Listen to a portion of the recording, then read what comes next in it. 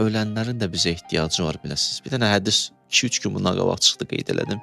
Qoy sizə deyim. Məl meyyit fi qəbrihi illa kəl qəriq əl-mətxuz.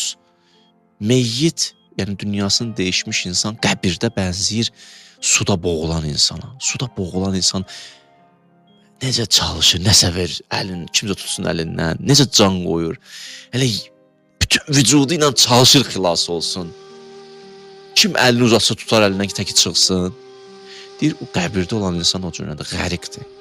Ehtiyacı var. Boğulan insan kimi ehtiyacı var. Necə?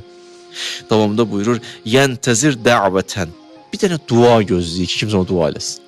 Yəntəzir, müntəzirdir. Allah, bir dənə dua eləyədi kaş.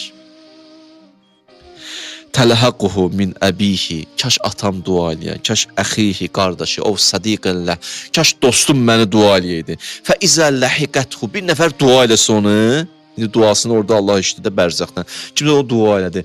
Kənət əhabbu eləyh minət dünya və ma fiha. Onun bir dənə duası bütün dünyadan ona qiymətlidir. Bir dənə duası. O qədər gözləyir bizdən dua. Ona görə unutmayın. İnnə hədayəl əhyalil əmvat. Peyğəmbər buyurur, dirilərin ölülərə hədiyyəsi əd-dua vəl istiğfar. Məsələn, biri duadır, biri onlar üçün bağışlanmaq diləməkdir, istiğfar. Bu Peyğəmbər sözüdür.